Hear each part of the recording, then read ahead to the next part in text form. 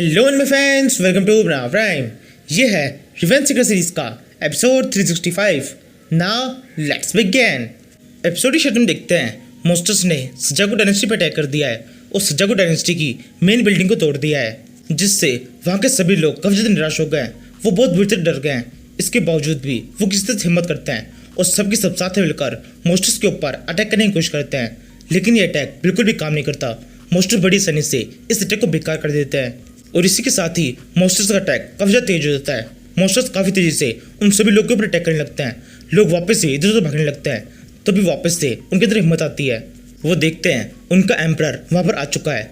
थोड़ी देर बाद में पता चलता है ये एम्परर नहीं है, केवल एम्परर का एक क्लोन है, जो कि किसी तरह से धमकी देकर उन मॉन्स्टर्स के अटैक को रोकने की कोशिश कर रहा है। लेकिन मॉन्स्टर्स के ऊपर इसका कोई भी असर नहीं हो रहा। मॉन्स्टर बिल्कुल भी उस क्लोन से नहीं डर रहे हैं। सेम इसी टाइम पर मॉन्स्टर्स की एक अलग सेना ने क्विंगलोन डायनेस्टी के ऊपर भी अटैक कर दिया है। इस जगह पर मॉन्स्टर्स का अटैक काफी ज्यादा ब्रूटल है। मॉन्स्टर्स काफी तेजी से सभी लोगों पर अटैक करते जा रहे हैं और काफी तेजी से उन्हें मारते जा रहे हैं। उस जगह पर जितने भी लोग हैं वो सब के सब इधर उधर भाग रहे हैं और चिल्ला रहे हैं, हमारी आर्मी कहाँ पर है, वो अभी तक हमें बचाने के लिए क्यों नहीं आई। इसी टाइम पर आर्मी वहां पहुंच जाती है। इस आर्मी का नाम अजूरा ड्रैगन आर्मी है, जिसे ये बंदा लीड कर रहा है। ये अपने सारे साथियों से कहता है, सब के सब जल्दी से इन मॉन्स्टर्स के ऊपर अटैक करो। यहाँ पर हमारे 2 टास्क है, सभी लोगों को यहाँ से निकालना है और उसके बाद में इन मॉन्स्टर्स को खत्म कर देना है। एम्परर का आदेश है, ये मॉन्स्टर्स यहाँ से आगे नहीं बढ़ने चाहिए। इसी टाइम पर मॉन्स्टर्स की नज़र भी इस आर्मी की ओर पड़ जाती है। मॉन्स्टर्स सबके सब एक जगह पर इकट्ठा हो जाते हैं और काफ़ी तेजी से उस आर्मी की तरफ भागने लगते हैं। अब मॉन्स्टर्स का पूरा ध्यान आम लोगों से हटकर पूरी तरह से इस आर्मी के ऊपर आ गया है। यहाँ से सीन शिफ्ट होता है। हम क्विंगलोन डायनेस्टी के एक मेंशन का सीन देखते हैं, जहाँ पर तख्त पे एम्परर बैठा हुआ है और सामने की तरफ काफ़ी सारे लोग हैं। इन्हीं लोगों में मास्टर हैन, पॉइजन लेडी और प्रिंसेस फेंगसी भी शामिल है। मास्टर हैन एम्परर से कहती है, मॉन्स्टर्स का अटैक शुरू हो चुका है। घोस्ट आर्मी की इन्फॉर्मेशन के हिसाब से मॉन्स्टर्स का ये वाला अटैक काफ़ी ज़्यादा खतरनाक है। उनकी तादाद और पावर दोनों ही बहुत ज़्यादा है। ये मॉन्स्टर्स काफ़ी तेज़ी से अटैक करते जा रहे हैं और आगे बढ़ते जा रहे हैं। एम्परर इस बात को सुनता है और इस बात को काफी लाइटली लेता है और कहता है, मॉन्स्टर्स ही तो हैं, इतना बड़ी बात बनाने की क्या जरूरत है। मॉन्स्टर्स को हम बड़ी से नहीं संभाल सकते हैं, हमारी पावर बहुत ज़्यादा है। मुझे पता चला है मॉन्स्टर्स का ये वाला अटैक सजागो डायनेस्टी से शुरू हुआ था और अब हम तक पहुंच चुका है। लेकिन अब मॉन्स्टर्स हमसे आगे नहीं बढ़ पाएंगे, हम यहीं पर उन सभी को खत्म कर देने वाले हैं। प्रिंसेस फेंगसी बोलती है, नहीं, इस बार ये इतना आसान नहीं होगा। मेरे को ये पता चला है कि डीमन गॉड और फॉरेन डीमन गॉड्स के बीच में दोस्ती हो गई है। ये साथ में मिलकर अटैक कर रहे हैं। अगर ऐसा सच है तो ये मॉन्स्टर्स का अटैक हमारी सोच से ज़्यादा ताकतवर है। ये मॉन्स्टर्स साथ में मिलकर बहुत कुछ कर सकते हैं। हमें अभी ही इस अटैक को रोकना होगा। इसी टाइम पर वहाँ पर खड़ी हुई एक तीसरी लड़की बोलती है, ये खतरा केवल हमारी डायनेस्टी के ऊपर नहीं है, आसपास की और जितनी भी डायनेस्टीज है उन सभी के ऊपर भी ये खतरा है। क्योंकि सबको पता है मॉन्स्टर्स बिल्कुल भी रुकने वाले नहीं है। अगर वो किसी तरह से हमसे जीत भी जाते हैं तो भी वो आगे बढ़ते रहेंगे, वो बाकी डायनेस्टीज के ऊपर अटैक करेंगे। पॉइजन लेडी कहती है, नहीं, ऐसा कुछ भी नहीं होगा, मॉन्स्टर्स अटैक ये भी रोका जा सकता है। फिर पॉइजन लेडी एम्परर से कहने लगती है, ग्रेट एम्परर, अभी के टाइम पर हमने मॉन्स्टर्स को रोकने के लिए हमारी सेना को भेजा है, जो कि शायद काफ़ी नहीं होगा, और इसके अलावा हमें सजागो डायनेस्टी को भी सपोर्ट करना चाहिए। अगर हम सजागो डायनेस्टी को सपोर्ट करने के लिए हमारी सेना को भेजेंगे तो इसके अंदर काफ़ी ज़्यादा टाइम लग जाएगा। इसलिए अच्छा होगा हम कुछ सबसे ताकतवर लोगों को वहाँ पर भेजें और वहाँ पर उनको सपोर्ट करें। ताकतवर वॉरियर्स जल्दी से जल्दी वहाँ पर पहुँच जाएंगे और उनको मदद भी बहुत जल्दी मिल जाएगी। एम्परर इस बात को मान जाता है और कहने लगता है, हाँ, ये तुम बिल्कुल ठीक कह रही हो, हमें ऐसे ही कुछ करना चाहिए। मैंने सोच लिया है, अब हमें क्या करना है। क्विंगलोन डायनेस्टी के अंदर एक रिवॉर्ड सिस्टम शुरू किया जाएगा। पूरी डायनेस्टी के अंदर जो कोई भी डीमन कोर्स को लेके आएगा उन सभी को रिवॉर्ड दिया जाएगा। इस रिवॉर्ड की पूरी एक लिस्ट होगी। हर लेवल के मॉन्स्टर को मारने का एक अलग रिवॉर्ड होगा। फर्स्ट लेवल के मॉन्स्टर के लिए 1 वुजू कॉइन, सेकंड लेवल के लिए 10, थर्ड लेवल के लिए 100। इसी तरह से हर एक लेवल के हिसाब से रिवॉर्ड को 10 गुना करते जाएंगे। यही तरीका 6th लेवल तक के मॉन्स्टर के लिए लागू होगा। 6th से ऊपर के मॉन्स्टर्स के लिए वेलकरी कॉइन्स दिए जाएंगे और सबसे बड़ा रिवॉर्ड होगा 9th लेवल और उसके ऊपर के मॉन्स्टर्स के लिए। जो कोई भी 9th लेवल के मॉन्स्टर को मारेगा उसे 1 बिलियन वेलकरी कॉइन्स दिए जाएंगे।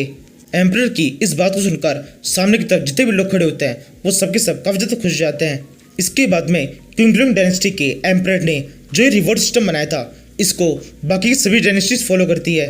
सभी डायनेस्टीज के मेंबर और उनके एम्परर अपनी अपनी डायनेस्टी के अंदर इस रिवॉर्ड लिस्ट को चला देते हैं, जिसके बाद से वो सभी लोग जो कि मॉन्स्टर्स के अटैक से इधर उधर भाग रहे थे वो सब के सब मॉन्स्टर्स के ऊपर अटैक करना शुरू कर देते हैं। जो लोग पहले मॉन्स्टर्स से डरे हुए थे अब उन सभी के अंदर पैसों का लालच होता है और यही लालच उन सभी के अंदर से पूरे डर को खत्म कर देता है।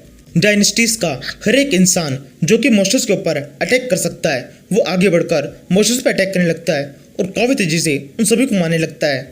ये रिवॉर्ड लिस्ट सजागो डायनेस्टी को छोड़कर बाकी सभी डायनेस्टीज के अंदर लागू होती है।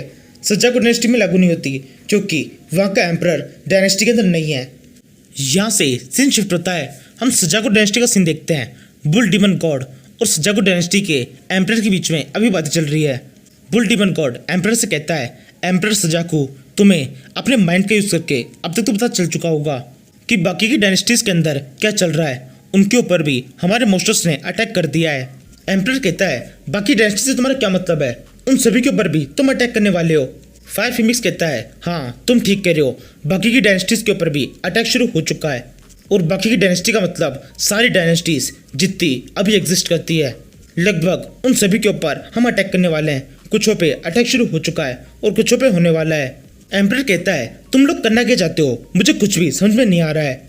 मून टाइगर कहता है, तुम समझ जाओगे। इस टाइम पर तुम जिस लेवल पर हो मैं भी सेम उसी लेवल पर हूँ, तुम्हें तो पता होगा ही। इस लेवल पे पहुँचने के बाद में पावर की कितनी ज़्यादा इंपॉर्टेंस होती है। अब हमें पावर तभी मिलेगी जब हमारे पास में पावर ऑफ फेथ हो। इसी फेथ से हमारी आगे की पावर डिसाइड होती है। वो रैप बोलता है, तुम इसे इसलिए समझ सकते हो, हमारा कल्टीवेशन हमारे लेवल के एकदम पीक पे पहुंच चुका है। हम एकदम ब्रेक थ्रू करने वाले हैं, लेकिन इस ब्रेक थ्रू करने के लिए हमें थोड़ी पावर की ज़रूरत है और इस पावर का नाम है पावर ऑफ फेथ। इसी पावर के लिए हमने सबसे पहले सजागो डायनेस्टी पर अटैक किया है क्योंकि ये पावर तुम्हारे लोगों में है।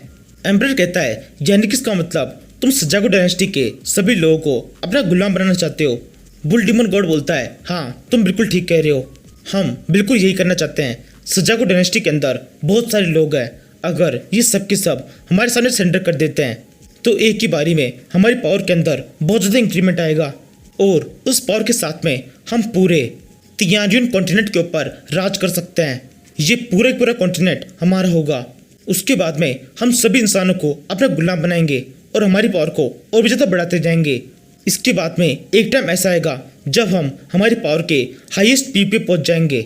एम्परर कहता है, क्या बकवास है ये, तुम कभी भी ऐसा नहीं कर पाओगे। सजागो डायनेस्टी कभी भी तुम्हारे सामने सरेंडर नहीं करेगी, यहाँ के लोग कभी भी तुम्हारे गुलाम नहीं बनेंगे।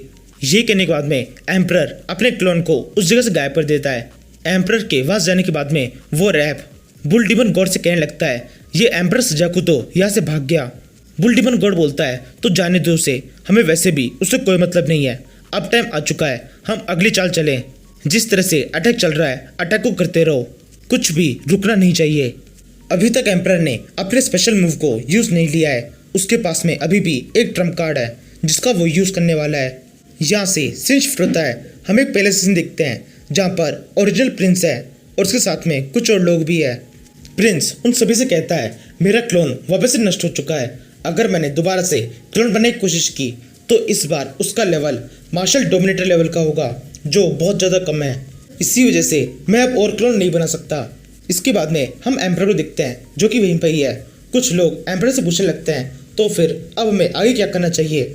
एम्परर इस टाइम पर खड़ा खड़ा कुछ सोच रहा होता है। इसी टाइम पर एम्परर से उसके साथ वाला एक बंदा कहता है, ये सिचुएशन ऐसी है जहाँ पर हमें सील ऑफ गॉड को यूज़ करना चाहिए। हमारे पास में अभी भी वो पावर है जिसका हम यूज़ कर सकते हैं। एम्परर कहता है, हाँ पावर तो है, लेकिन इसको केवल एक बार यूज़ किया जा सकता है। अगर एक बार मैंने इसे यूज़ कर लिया तो इस पावर को दोबारा से यूज़ नहीं किया जा सकता। लेकिन तुम बिल्कुल ठीक कह रहे हो, अभी सिचुएशन ऐसी ही है कि इसके बिना काम नहीं चलेगा। अगर अभी हमने इस पावर को यूज़ नहीं लिया तो वैसे भी डायनेस्टी पूरी तरह से नष्ट हो जाएगी। इसीलिए सब कुछ बचाने का केवल ये एक ही तरीका है। ये कहते हुए एम्परर किस चीज़ को बाहर निकालता है। ये कोई ट्रॉफी जैसी चीज़ है जिसके ऊपर एक फीमेल जैसा कुछ बना हुआ है, जिसे देखकर एम्परर कहने लगता है, 10,000 साल से सजाकू डायनेस्टी बिल्कुल सही तरह से चल रही है।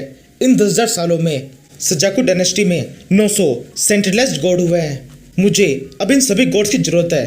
सजाकू डायनेस्टी के ऊपर अटैक हो चुका है, मैं चाहता हूँ ये सभी गॉड्स हमारी मदद के लिए आएँ। एम्परर के इतना कहने के साथ ही उस ट्रॉफी के अंदर कुछ होने लगता है, वो काफ़ी तेजी से चमकने लगती है और यहीं पर इस एपिसोड का एक्सप्लेनेशन खत्म होता है। Now thank you for watching.